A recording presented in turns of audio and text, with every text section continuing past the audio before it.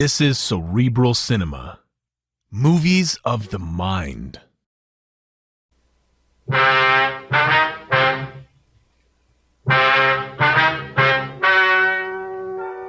Ladies and gentlemen, the story you are about to hear is true. The names have been changed to protect the innocent. Dragnet, brought to you by Chesterfield. For the taste you want, the mildness you want, a really refreshing smoke. Buy America's most popular two-way cigarette, Chesterfield. They satisfy millions.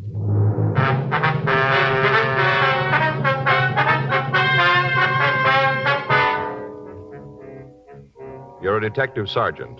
You're assigned a robbery detail. You get a call that a woman has been badly beaten. She can't describe her assailant. He's still at large.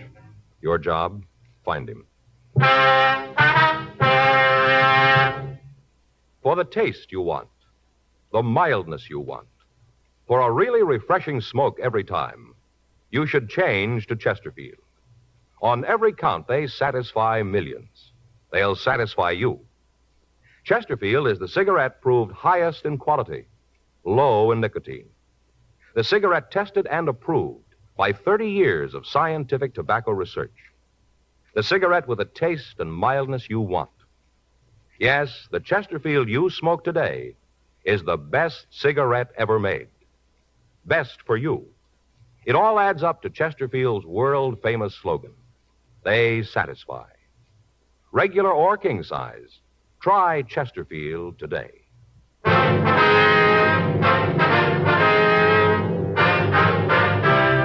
Dragnet, the documented drama of an actual crime. For the next 30 minutes, in cooperation with the Los Angeles Police Department, you will travel step by step on the side of the law through an actual case transcribed from official police files. From beginning to end, from crime to punishment, Dragnet is the story of your police force in action. It was Monday, January 14th. It was raining in Los Angeles. We were working the night watch out of robbery detail. My partner's Frank Smith. The boss is Chief of Detectives Thad Brown. My name's Friday. We were on our way out from the office, and it was 11:47 p.m. when we got to 7982 Oakwood Avenue. Front door. What is it? Police officers. We'd like to see Miss Griffin. How do I know? Beg your pardon? How do I know you're cops? Here's our identification. Hand it here. Pardon? Pass it through the door. I want to see it good. All right, here you are. Yeah. What do you think? Well, your guess is as good as mine. Come on in. Thank you. Hurry up. Don't let all the rain in. Yes, ma'am. What if I have my identification back, please? Take your coats off right here. I don't want you tracking water through the house. All right, could I have that identification card? If you don't please? mind my being so careful about what's happened here. Got to take all precautions, you know. Yes, ma'am. Come on into the sitting room. I'll take that card. Thank Which you. one of you is Sergeant Friday? I am. You're the one who called. That's right. Who's he? This is my partner, Frank Smith. Uh-huh. Well, sit down. Here's your card. Thank you. Get you anything? Cup of coffee? Maybe some hot cocoa? No, thank you. Well, suit yourself. Now, what is it you want? We understand you know Mrs. Kieran. We're neighbors. Mm-hmm. Maybe you can tell us what happened here tonight. Seems like you'd have the story, being cops and all. Well, we'd like to hear you tell it, ma'am. All right. I was here tonight watching the TV. Just gone out to the kitchen to get a plate of snacks for the late show. You know, kind of like to munch. Mm-hmm. Well, all of a sudden, I heard this scream real loud. I wasn't watching the television right then, so at first I thought it was from the set, you know, like a drama. Yes, ma'am. Didn't think nothing about it right then. Got myself all settled for the movie, and then I heard another scream. That's when I knew there was something wrong. How's that? There was a quiz on the television. No reason for any screams. Right then, there was another one. Then I knew it was from next door. Yeah. So I got my coat and umbrella and went over there. I see. Knocked on the door, but didn't get no answer. Well, I went into the house, all dark, not a light on. Went right in and called to Mrs. Kieran, called to her. Mm-hmm. Didn't answer, but I could kind of hear something off to the back of the place. Uh-huh. Sounded like somebody crying, kind of like a whimper, soft. Yeah. It came from the back of the house in the bedroom. You didn't see anybody else in the house when you went in, did you? If I had, I'd have told you before this. Go ahead, please. I got to the bedroom and opened the door. Couldn't see anything at first. Uh-huh. Then I was about to go on in, and this man jumped out at me. He was in the bedroom, was he? Yeah, must have been hiding in the dark and heard me coming, and he got back so I wouldn't see him. Then when I opened the door, he jumped right out, almost scared me to death. Well, what did he do? He just jumped at me and ran out of the house. Right through the front door, I heard it slam. Mm-hmm. And then I heard the crying again. was sort of off to one side of the room. I couldn't see right away where it was coming from. Uh-huh. I turned on the light, and right away I saw her. She was laying on the floor. Yes, ma'am. Oh, it was just terrible. Room was all tore up. Things all thrown around, a real mess, and her laying right there in the middle of it, all beat up. Looked like whoever done it had tried to kill her. What'd you do then? Called the police. Dialed told the operator to send a policeman. It wasn't long before they was here. It seemed like there was 100 of them all over the place. All right, Mrs. Griffin. I wonder if you can give us a description of the man you saw. Other officers asked me the same thing. There isn't much I can tell you. Just all of a sudden, he was there, and then he was gone. You're pretty sure it was a man, though, huh? Certainly, I guess I know a man when I see one. Been married to one for 22 years. Yes, ma'am. Can you tell us anything about him? I just got a glimpse of him, not good. I can't tell you anything about how he looked. He was standing in the dark when I come in. Next thing I knew, he jumped past me and went out the front door. Yes, ma'am. Would you know him again if you saw him? I don't think so. Just a glimpse, that's all. Mm-hmm. Should like to help. There isn't much more I can tell you. All right, ma'am. How is Mrs. Karen? She gonna be okay? Well, she'll be in the hospital for a few days, but she's going to be all right. Isn't she able to tell you something about the man who did this? No, ma'am. Seems like she'd be able to describe him. Must have been there for a good half hour. How do you figure that? Must have been at least that long from the time I heard the first scream till I got over there. First off, I didn't think it was real. Thought it was on television. Yes, ma'am, you told us. Must have been a half hour. Mm-hmm. Now, did Mrs. Kieran have any enemies that you knew of? Well, there's some people who didn't like her. A couple right here in the neighborhood, but none of them that would do a thing like this. How'd she and her husband seem to get along? Well, you mean, did they have any fights? Yes, that's right. All the time. Seemed like they was always battling about something. Would you know what caused the arguments? Oh, mostly about her, another man. He thought she was running around on him. He used to fight about it. A couple of times he said if she didn't stop, he's going to kill her. Was that true? You mean about her and the men? Yes. Well, might have been. For all I know, I didn't pay much mind to their troubles. Seems like I had too many things to keep me busy without getting mixed up in their problems. All right, Miss Griffin, we'll leave our card with you. If you remember anything you think we'd be interested in, we'd appreciate a call from you. And if I think of anything, you get one. Thank you, ma'am. Don't it seem kind of funny to you? Well, what's that? How Mrs. Kieran can't tell you anything about the fella? Don't that strike you kind of odd? How do you mean? Well, if somebody is in my house for that long, I'd be able to tell something about him. Something for sure. Mm-hmm. Of course, I guess with the lights off, maybe she couldn't see. And then again, Yes, ma'am? maybe she don't want to tell you.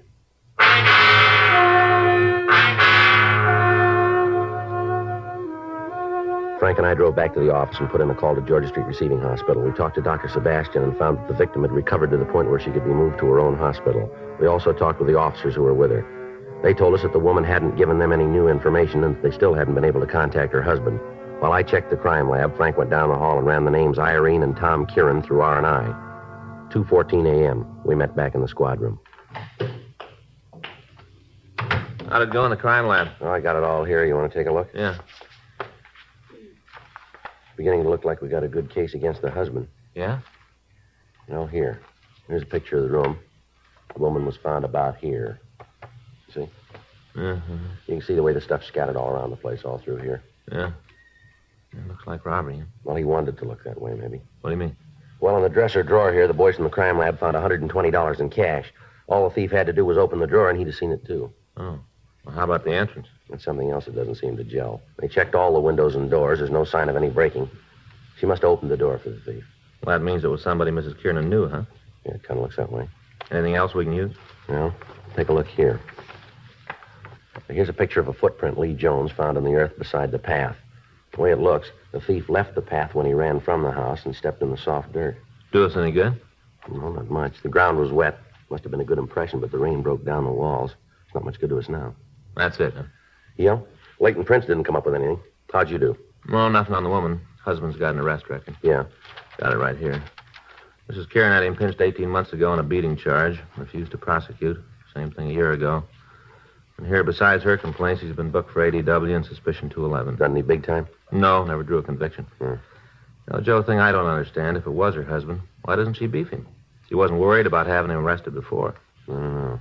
There's something wrong about it. Well, there's got to be an answer someplace. You tagged the stats office? Yeah, I gave him what we had on the guy. They're going to start a run on the MO in the morning. Better get the rest of this information down to him. Yeah, we can drop it off on the way out, huh? Right. You got that list of the husband's friends? Uh-huh. Well, let's talk to them. Maybe they can tell us where he is. Okay. Hot shot. I'll get it. What is it? Stats officer going to have to wait, I guess. Huh? 1824 Studio Court. Well, that's a couple of blocks from Kieran's. What's the call? Woman slugged.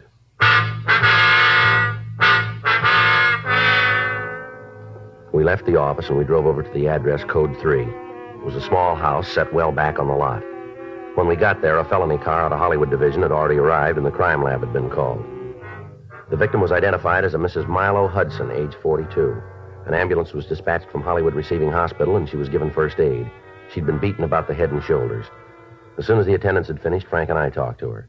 If you'll just tell us what happened, please. Awful thing. Most awful thing ever happened to me. Yes, ma'am. Did you get a good look at the man? Pretty good. Not real good, but I did see him. Could you describe him for us? How do you mean? Well, how tall was he? I guess about as tall as you, Be about 5'11"? if that's how tall you are. Yes, ma'am. How about his weight? Was he heavy or light? About like him. That'd be about 180, huh? I guess so. I don't know, but I guess that's about what it is.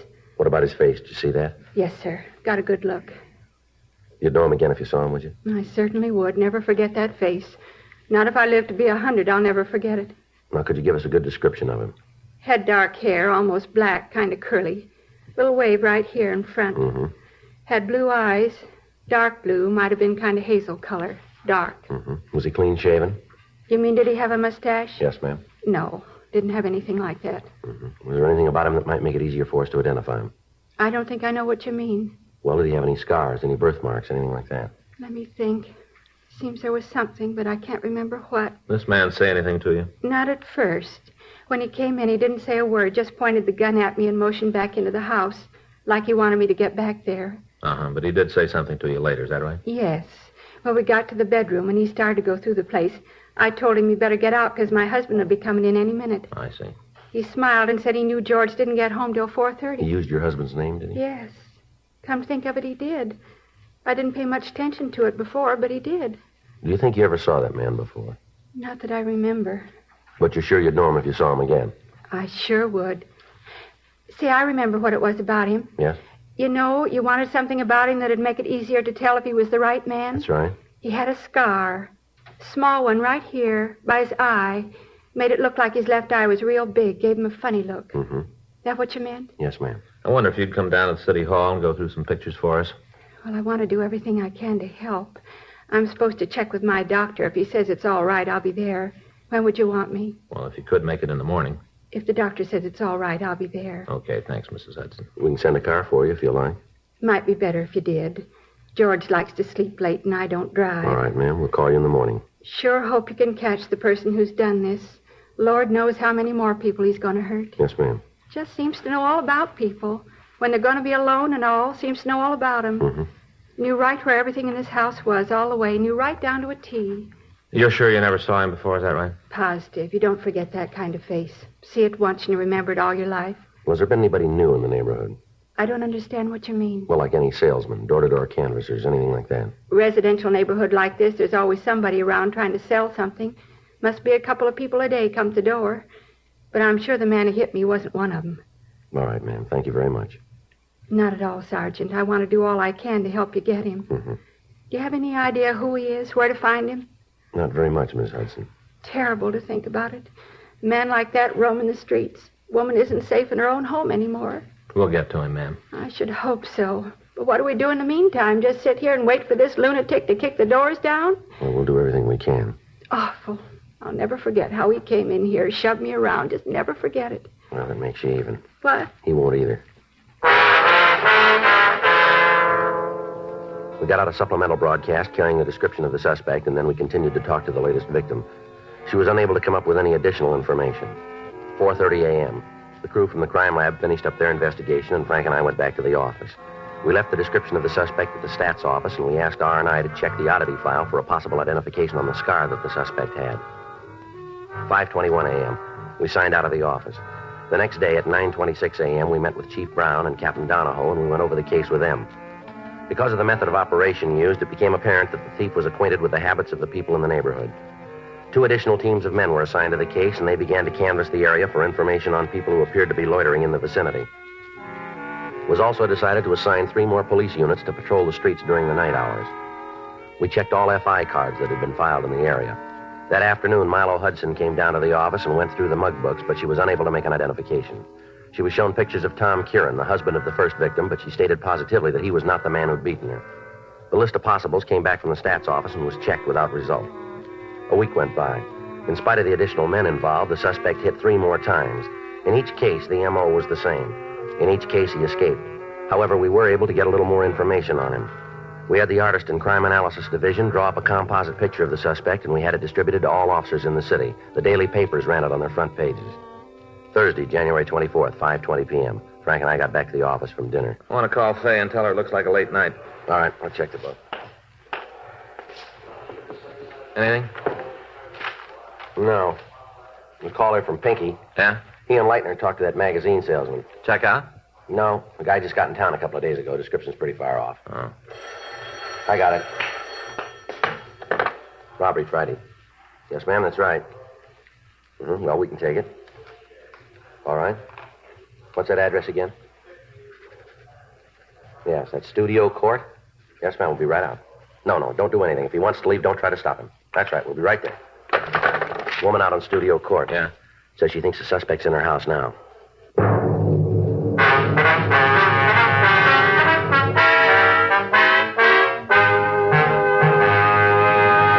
You are listening to Dragnet, the authentic story of your police force in action.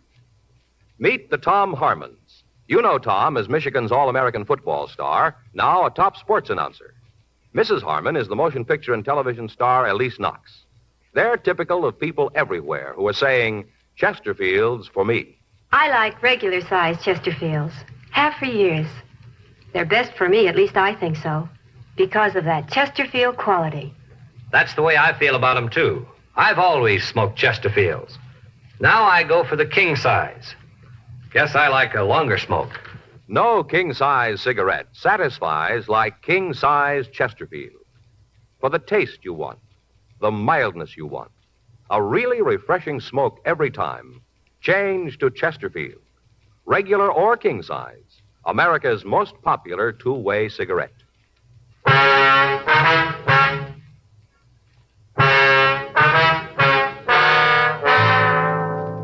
Frank and I left the office and drove over to the address we'd been given on the phone. As we pulled up in front of the house, we could see a man standing on the porch. We got out of the car and we went up the walk. At the front door, we met the woman who'd called. She said that the man had rung the doorbell and had tried to force his way into the house. She went on to say that her husband wasn't home and that she'd managed to stall the man until we got there. We took him back to the city hall and talked to him in the interrogation room. He identified himself as Victor Nadell. Frank went down the hall to run him through records and identification. A lot of trouble you guys are causing me. No reason for all this. What were you doing at that house? Trying to earn a living. You have to force your way in to do that? That old broad's off her rocker. I didn't try to get into the place. She says you did. She's flipped. What do you do for a living? I work, you know another way? What kind of work? Salesman. What do you sell? Right now I'm selling lots. Real estate? Yeah. Where? Tract out in the desert. Who do you work for? I don't think I'm going to tell you that. You're not going to get them in no trouble. We're going to find out anyway. Now, why don't you save yourself a lot of grief and tell us? You get paid, you dig it out. You ever been arrested? A couple of times. Where? Oklahoma. What for? Call it hijacking. Robbery? Same thing. You ever do any time? No, they couldn't nail it down. Where do you live? Got a room down on East 5th, room and privileges. Who do you work for? That's your job. How long you been in town? A couple of months. You been working for this real estate company since you got here? Yeah, I got the job a couple of days after I got off the train. How'd you get it? Answered an ad. You ever see that woman out on Studio Court before? No. You don't know her? I told you. She'd have no reason to tie a bad beef on you, would she? She's doing it, ain't she? It's kind of silly without any reason, isn't it? Well, she's a woman. That's all they need. All right, empty your pockets out on the table here. Why? Come on. We're not playing games here. Empty your pockets. What's this all about? What are you guys trying to prove with all this strong We're arm trying stuff? to find out why you wanted to break into that house. I told you I didn't break into the house. That old harpy's out of her mind to tell you a thing like that. I don't know why, but she's got it in for me. Wants to see me get into trouble. You said you didn't know her. That's right. You never saw her before. That's what I said. And why'd she build a thing like this? I told you I don't know it's a lie. I walked up to the door and asked if I could talk to her. Just try to talk to her. Right away she starts yelling at me to get away, get off the property. Why didn't you leave then? I wanted to make a sale. You must have figured she wasn't interested. I needed to make a sale. I haven't been doing too good. I had to make a sale or I'd have lost my job. That's the reason to act like a tough guy, isn't it? All I did was try to talk to her, talk her into buying Well, a you got lot. a funny way of doing it. I thought maybe she was going to call the police, make a complaint. If she'd have done that, I'd have lost my job, sure. And that's all there is to it. I'm telling you the truth. You got to believe me. You been working in the neighborhood before? No, it's the first time. I've been kind of sick the last week. It's the first time out for me. First time I've been around here. Where'd you work before? Westlake area? You ever have any trouble there? No, none. Why'd you make the switch then? Just thought I'd try a new territory, see if I could make up for the week I lost. You got anybody who'll back up this story for you? People at my rooming house, they'll tell you. They'll say I was there all week, some kind of flu. They'll tell you. Joe? Yeah. See you in a minute. Yeah. You want me to wait here? That's right. Just sit there. What do you got? Well, looks like we nailed the wrong guy. How do you figure? Call just came in. Radio car picked up a fella out on Rosewood Avenue. Yeah. Caught him in a house trying to beat a woman to death. How about the description? Matches the suspect right down the line.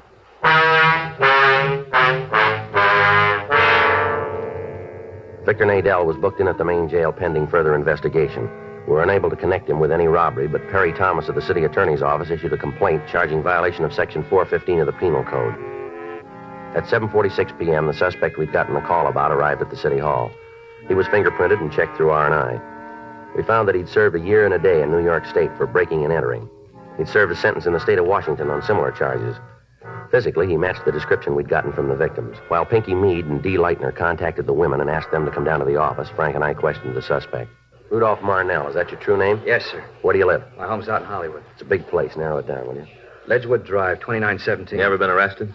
Yeah, you know that. It was a mistake, though. Both times? Well, the second time was because of the first. What do you mean by that? Now, once you've done time, it seems like anything goes wrong, the cops are on your back, just like this. Mm-hmm. You want to tell us what happened out there tonight? You mean on Rosewood? That's right. Big misunderstanding. Well, you tell us about it, will you? I wanted to use her phone. I don't know. I guess she got scared about something. All I wanted to do was make a call. How'd you ask her? Regular way. Told her I was in trouble. Asked if I could phone. Next thing I know, she's screaming up a storm. There's cops all around me. According to this report, you didn't stop when you were told. Is that right? I guess so. Well, is it or isn't it? Yeah. Why'd you run? Well, I didn't know what was going on. I got a record. I had enough to do with cops to last me the rest of my life. As soon as I heard the sirens, I took off. I guess I didn't hear that cop tell me to stop. Yeah. Kind of hard to believe. Well, you believe the woman who says I tried to slug her. You believe her, but you don't believe me. You see, that's what I meant. What's that? Well, as soon as you fall once, there's a dozen cops right behind you all the time waiting to stomp on you. You ever figure that you helped build it that way? Well, it reads good, but you ain't got nobody on your tail. All right. Now tell us again about tonight.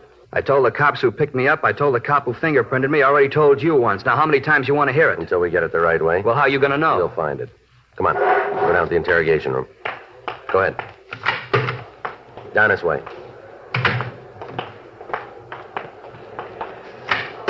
Go ahead, right in there. Sit down. All right, Marnell, now let's clean it up. What do you mean? You know we're going to have no trouble making you on these things. We got the victims on their way down here now. As soon as they identify you, you've had it. So save yourself a lot of time and trouble if you cop out now. I'd like to give you a hand, Sarge. I really would, but there's nothing I can do. I don't know what you're talking about. All right. What were you doing on January 10th? 10th? That's right. What day was that? Thursday. Gee, I don't know. It's a long time ago. It's hard to remember. How about the 11th? Same. I don't remember. 14th? Yeah, I can tell you about that. All right, go ahead. I got through work and went home, met the wife, we had dinner, took in a show. You can prove that? Well, sure. Ask my wife. She'll tell you. All right. How about Wednesday the 16th? Blank. You don't remember what you were doing on the 16th of January, huh? No, is it important? It's going to be for you. How about the 17th? That'd be Thursday? That's right. I stayed home and watched the wrestling on television. You can prove that, can you? Sure. Had some people in to watch the matches. Give us their names, will you? Yeah. Who was wrestling that night? Oh, you want them all or just the main? Well, how about the semi-windup? Now, let me think. Yeah, it was a tag team match between the McLean brothers and the South Twins. You're sure? I'm positive. How about the 19th? What'd you do then? 19th. That would be, Saturday. Well, I'm off Saturday. I don't remember too good. Probably came home, sat around the house, drank beer, and loafed. Mm-hmm. That was Saturday the 19th. Yeah, the 19th. How about Monday the 21st? I bowled that night. Where? Lane's out on Sunset. Bowl there all the time? Yeah. You bowl every Monday night? No, not every week. Usually it's on Tuesday. Why'd you change this week? Well, some of the guys couldn't make it Tuesday, so we changed the day. Mm-hmm. Anything special to you about January 14th, 17th, 21st? Now, what do you mean special? Well, your birthday, your anniversary, something like that? No. Just regular days. That's huh? right. Nothing to make them stand out. No. Then how come you can remember what you were doing on those days? You can't give us a story to fit January 10th, 11th, 16th, or 19th. I don't know. What are you guys trying to get me to say? What are you trying to get at? The truth. Well, I'm giving it to you. We can't see it. How come you remember those days? I don't know. I just do. It's kind of funny. I couldn't remember what I was doing last week. I'd have to sit down and think about it. You didn't even have to try to remember. You knew right away, didn't you? Like it was important for you to You remember. keep trying to build an alibi, don't you? Look, you asked me where I was. I told you. Let's have the names of the people you say you're with. You going to talk to That's them? right. Well, maybe they won't remember. I think they will. But what happens if they don't? Then you're in big trouble. You're holding a lot of it right now. Let's have the names. Sure, I haven't got nothing to worry about. I'll give them to you. Here's a pencil. Paper there. I don't know all the addresses. We'll look them up. You're going to have to talk to them, huh? Sure. What's the matter? You think they won't stand behind you? No, it's not that. And what is it? Well, just that they don't know I've done time. Maybe when they find out, they'll try to get me. You know, say they weren't with me. They might do that. Yeah, like that woman tonight. Yeah, just like that. People don't like you much, do they, Marnell? Seems like everybody's trying to get you in trouble. I want a lawyer. You want to check, Frank, see if the victims are here? Yeah. Well, what's going to happen now? Well, we got some people we want to see you. Who are they? The women you beat up. No, you can't make me on those jobs. We think we can. Yeah, well, you just try. You take this thing into court, they're going to throw it right out. That's the way you got it figured, is it? That's right. Go ahead, Frank. Bring him in. All right. I said I want a lawyer. What? I said I want a lawyer. Oh, well, you'll get one. Yeah, and a jury. I want a jury trial. You got a choice. You bet I have. You bring all these women down here to point me out, well, it isn't going to work. Bunch of people who don't like me, causing me trouble. People who don't like me. I want a jury trial, a judge and a jury. All right, you'll get them. I'll make you a bet. They won't like you either.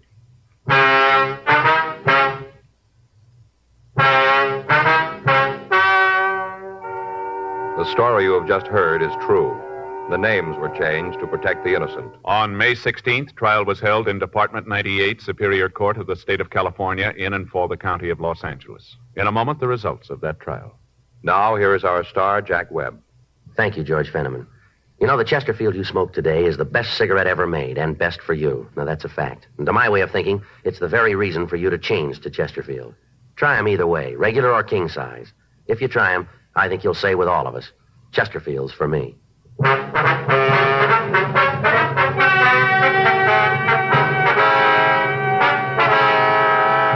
Rudolph August Marnell was filed on for 4 counts of robbery in the first degree, 5 counts of burglary in the first degree, and 5 counts of assault with intent to do great bodily injury.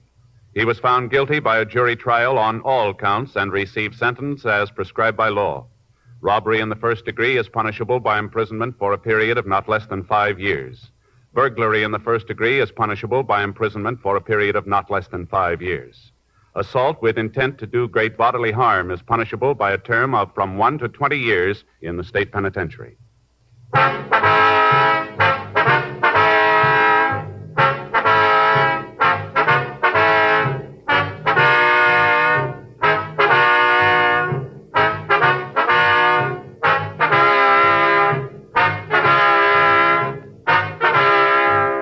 You have just heard Dragnet, a series of authentic cases from official files. Technical advice comes from the Office of Chief of Police W.H. Parker, Los Angeles Police Department.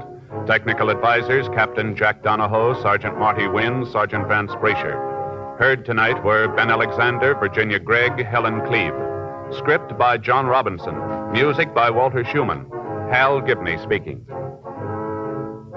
Watch an entirely different Dragnet case history each week on your local NBC television station. Please check your newspapers for the day and time. Chesterfield has brought you Dragnet, transcribed from Los Angeles. Filter cigarette smokers, here is headline news. Nationwide demand for L&M filters drops price. Now you save up to 4 cents a pack, 40 cents a carton. Now everyone can afford America's highest quality and best filter tip cigarette. Remember, only L&M's have the miracle filter tip containing alpha cellulose. You get much more flavor, much less nicotine. Buy L&M filters, the distinctive monogram cigarette at the new low price. L&M filters.